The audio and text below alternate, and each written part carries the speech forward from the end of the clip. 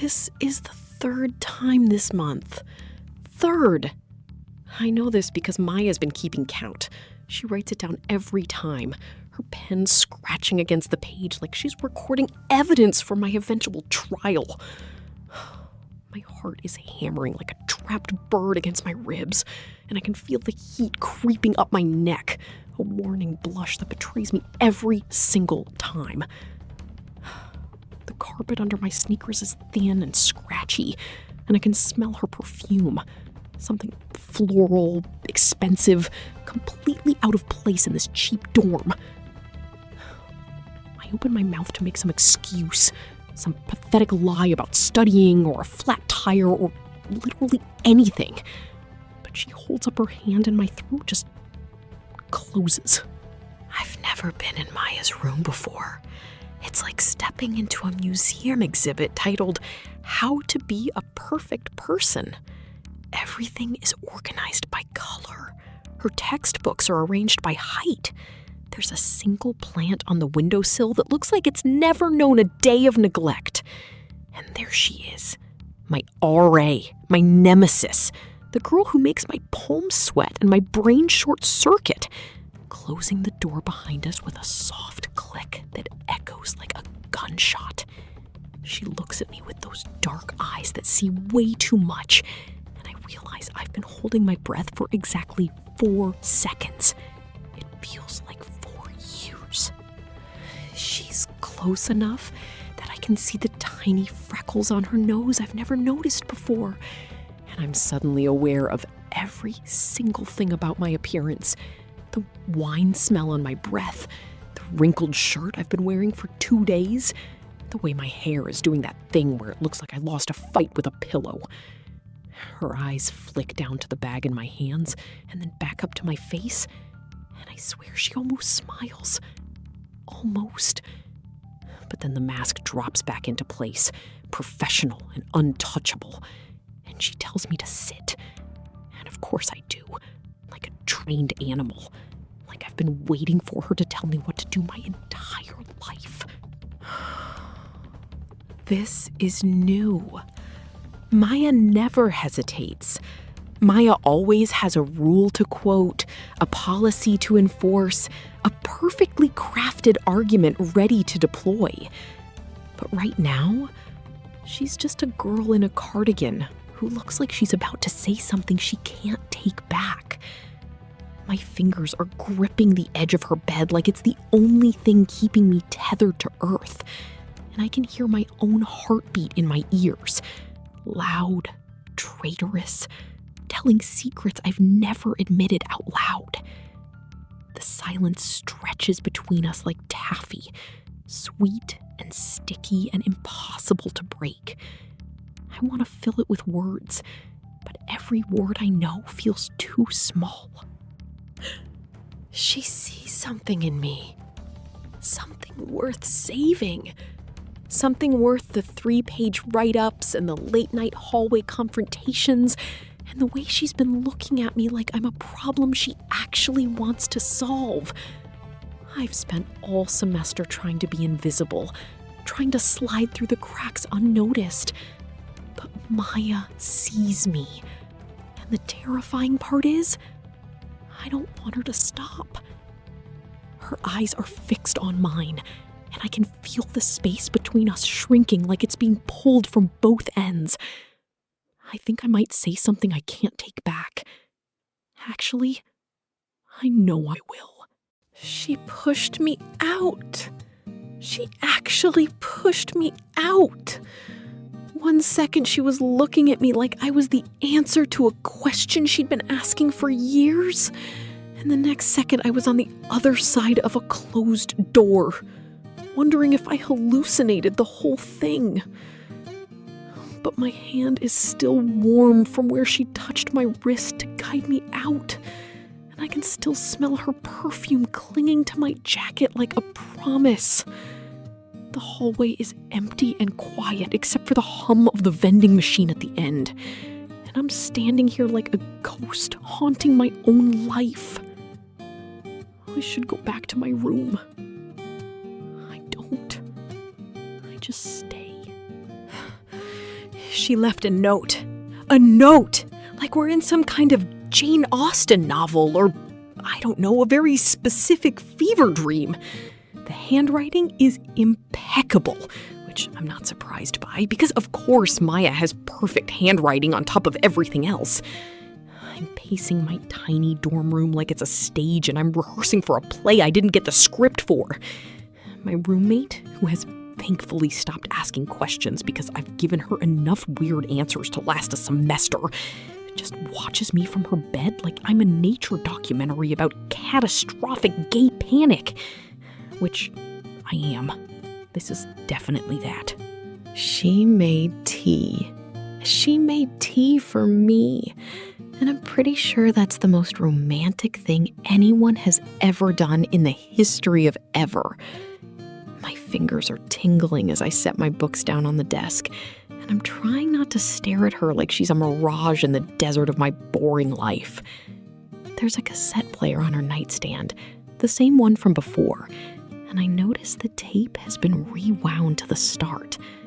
She sits down across from me, and I can feel the space between us like a living thing, breathing and waiting and wanting. The mug is warm against my palm, and the faint scent of chamomile wraps around me like a hug. This is dangerous territory. I don't care. Oh, 2 hours. We've been talking for 2 hours, and I can feel something shifting between us. Something that doesn't have a name yet, but knows exactly what it wants. She's told me about her favorite book, her worst class, the summer she spent in Paris, and I've told her about my chaotic family, my failed pottery phase, the time I accidentally dyed my hair green. She laughed at that, a real laugh, not the polite smile she gives everyone else. And now her hand is so close to mine, I could close the gap with one simple movement. But I don't, because that would change everything, and I'm not sure I'm ready for everything to change. She hits play, and the first song is a love song, a slow, acoustic, heartbreakingly beautiful love song that I don't recognize but immediately want to memorize every word of. I look at her, and she's studying the cassette player like it holds all the answers to the universe. Then the second song starts, and the third, and I realize they're all love songs, every single track. I ask her if this is just a coincidence, and she says no. She says she made it for someone. She says she made it for me. My heart stops. My hands are shaking. And she looks at me like I'm the only person in the world. It's my favorite song. The one I told her about in passing, when she asked me what I was listening to through my headphones at the front desk. I barely remembered mentioning it, but she remembered. She remembered, and she put it on a tape, and she waited for me to find out. I can feel my grip on her wrist loosening, but I don't let go. I can't. My voice comes out rougher than I intended, but I just barely manage to ask, "How long have you been working on this?" She doesn't answer. She just looks at me, and I realize the answer is written all over her face. Since the beginning. Since the very first time I broke curfew. I've never seen Maya like this. She's always so composed, so collected, like nothing in the world could shake her. But right now, she's pacing the tiny space between her bed and her desk, like she's trying to outrun her own feelings. I don't know if I should say something, if I should reach out, I don't even know what I'm supposed to do, but I can't just sit here. So I stand up, and she stops. The room is so quiet, I can hear the clock ticking on her wall. Her voice is small when she finally speaks. "I'm supposed to be your RA. I'm supposed to set an example." And I just say, "Then set one." Oh, I can feel the warmth of her skin under my fingers. Smooth, soft, trembling just slightly like she's holding back an earthquake. The world has narrowed to this: her face, her breath, her hands gripping her own elbows like she's trying to hold herself together. I want to tell her that it's okay, that I don't need an example, that I just need her. But the words get stuck in my throat. So I do the only thing I can. I keep touching her face. And I wait. Her hands uncurl from her arms and reach for me, fingers brushing my waist like she's testing to see if I'm real. I'm so real. I'm more real than I've ever been.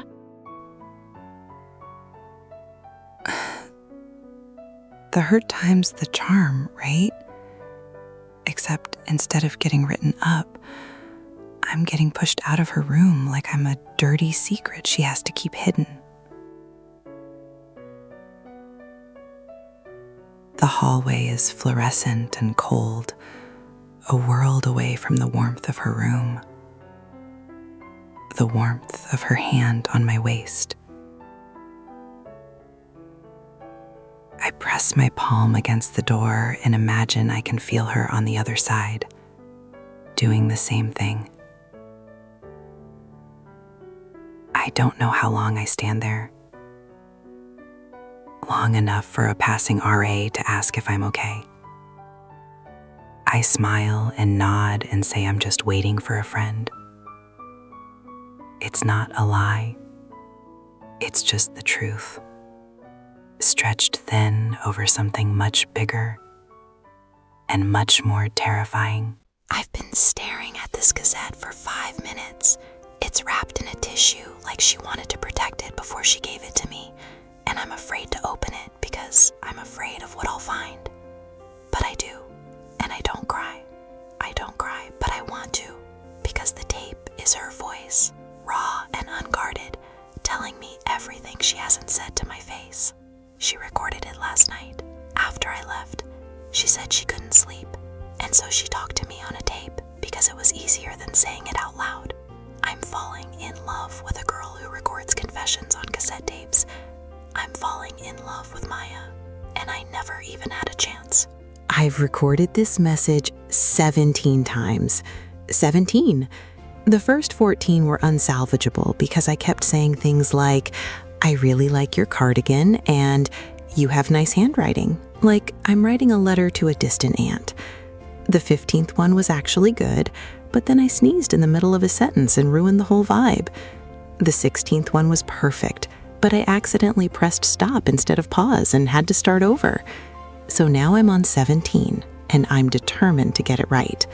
I take a breath, I press record, I say the words I've been wanting to say since the first time I saw her, and then I stop. The red light goes dark. I did it. Now I just have to give it to her. She knows. She knows what's inside this tissue because she used the same thing to give me her tape, and I'm holding it out to her like an offering. I'm so nervous I think I might actually throw up, but I don't. I just stand there, my hand outstretched, watching her face go through a war of emotions that I can't begin to decode. She doesn't take the tape. She just stares at it. I start to think I made a mistake, that I misread everything, that she didn't mean what she said on that recording. But then she reaches out, her fingers brushing mine. And I know. I know everything I need to know. I can't believe I'm watching her listen to my voice. My own voice is coming out of that tinny little speaker, saying words I never thought I'd say out loud, and she's just standing there with her eyes closed, like she's savoring every syllable. My hands are shaking, my palms are sweating. I'm pretty sure I've never been this terrified in my entire life. The tape keeps going, and I hear myself say, I think I've been in love with you since the first time I saw you, and I want to reach out and stop it, but I can't move. I'm frozen. When the tape ends, she opens her eyes, and she looks at me like I've just given her the moon. She kissed my hand, like I'm a princess in some forgotten fairy tale, not a disaster in a wrinkled shirt who can't even get curfew right. I feel the warmth of her lips on my skin like a brand, like a promise I never knew I needed to hear. The room smells like her perfume and old paper and the faint, sweet scent of her tea. I don't know what to say.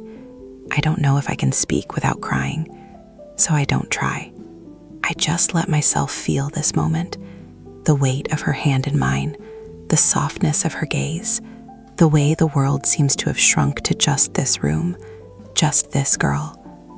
I think I might be falling.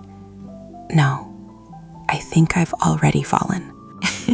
She took a photo of me. The Polaroid slides out and she's already waving it in the air like it's something precious, like she's capturing something she never wants to forget. I don't know if she realizes I'm looking at her the same way, like I'm memorizing every detail. The curve of her smile, the way her hair falls across her face, the way the light from her lamp makes her eyes look like melted gold. She hands me the photo, and I see myself, caught off guard, vulnerable, unguarded. I look happy. I look like someone who's just been kissed. I feel like someone who's just been kissed. I don't know if she knows how I feel, but I'm about to tell her. I never thought silence could feel like this, like a blanket, like a promise. I can hear her heart beating, steady, calm, so different from mine, which is still racing like I've been running for miles. She smells like chamomile and lavender, like peace. My fingers find hers and we lace them together like it's the most natural thing in the world. I think about telling her I love her, but I don't. Not yet. Because I want to savor this moment, the way it stretches like taffy, thick and sweet and endless. There's no curfew here. There's no RA. There's just us, sitting on her bed in the quiet dark, learning each other by proximity. I'm staring at her lips. I can't help it. They're soft and pink, and I'm wondering what they taste like, what they feel like, what it would be like to kiss her in this moment where everything is perfect and nothing else matters. Her forehead is warm against mine. Her breath hitches. I know she's waiting for something. Permission, maybe, or a sign that this is okay, that I want this. I can't find the words, so I say it with my eyes. I look at her lips, then back at her eyes. I look at her mouth, and I lean closer. She meets me halfway, and then we're kissing. We're kissing, and the world disappears. There's nothing but her lips, her hands on my cheeks, the soft sound she makes that I'll replay in my head forever. I'm laughing. I'm sitting on my RA's bed, in her room, the woman I just kissed, and all I can do is laugh like a lunatic. She's looking at me like I'm crazy, but there's this smile on her face that I've never seen before. Soft and open and real. She looks younger. She looks free. And I'm the reason. I'm the reason she's smiling like that. What? She asks, and I shake my head. Nothing. I just didn't think you'd actually do it. She raises an eyebrow. Didn't think I'd actually kiss you? I nod. She grins. I've been wanting to do that for months. I just needed an excuse. Months. She said months. We've been kissing for what feels like hours, but also only seconds. Time doesn't exist in this room. There's just her and me and the soft light of her desk lamp, throwing shadows on the walls. She's drawn patterns on my arm, a spiral of lazy circles, and I've been watching them like they're the most precious thing in the world. I've never felt like this, like I'm exactly where I'm supposed to be, like every wrong turn I've ever made led me to this moment. I don't know if I'll ever be able to leave this room. I don't want to. She looks at me, and I'm struck by how peaceful she seems, like I'm her peace, like I'm the quiet she's been looking for. The knock makes my heart stop. It's a rad, not her, someone else, calling out to ask if she's seen the floor's overnight sign-up sheet. The moment shatters like glass. She's off the bed in a second, and I'm standing there in the middle of the room, like a ghost she has to hide. She pushes the Polaroid under her pillow, and I feel it like a slap to the face. A secret again. I'm a secret again. She answers the door with a practiced smile, and I stand frozen in the corner while she talks about sign-up sheets and duty hours and everything except what just happened. I want to scream. I want to leave, but I just stand there because leaving means admitting defeat. I'm walking to the door. My legs feel heavy, like they're wading through water, and my chest is so tight I can barely breathe. She says my name once. I stop, but don't turn around. She says it again, softer this time, and I can hear the tears she's holding back in her voice. I want to turn around. I want to run back to her bed and forget this ever happened. But I don't, because I'm tired of being a secret. I'm tired of hiding, and I can't hide anymore. I open the door. I step into the hallway. I'm walking to my room, and I don't look back. If I did, I'd lose everything I just found. I've been staring at this wall for 3 hours. My roommate has given up on trying to talk to me. The Polaroid is on my desk, and I can't bring myself to look at it, because every time I do, I remember the way she held my hand, the way she kissed me, the way she looked at me like I was something precious. And then I remember the way she shoved me out of sight, like I was something to be hidden. I know she has reasons. I know it's complicated, but that doesn't make it hurt any less. I think I might have made a mistake. I should have stayed. I should have fought for her, but I didn't. And now I don't know if I can go back. I knocked. I didn't wait for permission. I didn't care who saw. Her door opened, and she was standing there in her cardigan, her hair a mess, her eyes red and swollen. She'd been crying. She's been crying because of me. I should feel guilty, but all I feel is determined. I hold up the Polaroid, the one of me, the one she took. I say, I'm not asking you to choose between me and your job. I'm asking you to choose me, even if it's just for a moment. She doesn't say anything. She just opens the door wider, and I walk in, not as a secret, as a choice. I'm holding the camera. She's looking at me, and I don't ask. I just lift it up, and she leans in, and we both know this is the picture that matters.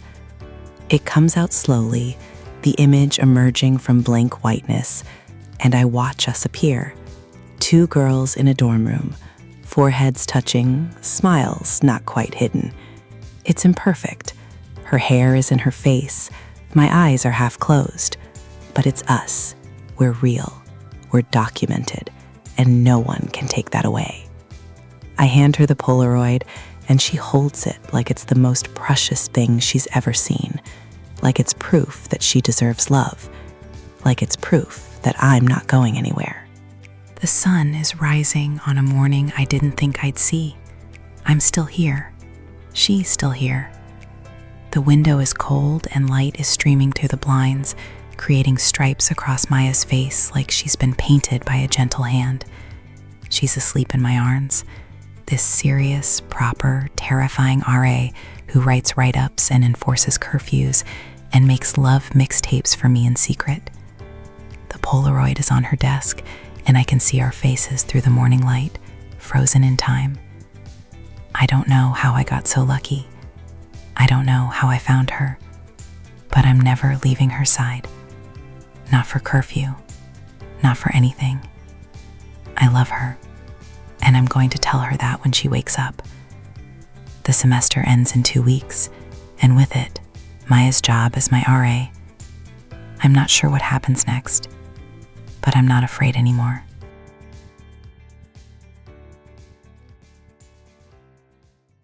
If this story stirred something in your heart, If you remembered the weight of a Polaroid in your hand, the crackle of a cassette tape, or the way summer felt when you were 16 and in love for the first time, then I'd love for you to stay.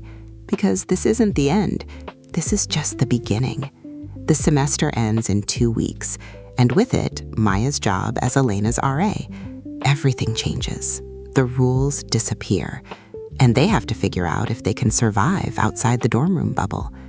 If you want to see what happens next, if you want to watch them build their Polaroid wall, meet each other's families, and navigate the chaos of real life, then hit that subscribe button, because this is Nostalgic Hearts, where we fall in love through a retro lens, one cassette tape at a time. Drop a comment. What do you think happens when the semester ends? I read every single theory. See you in part 2.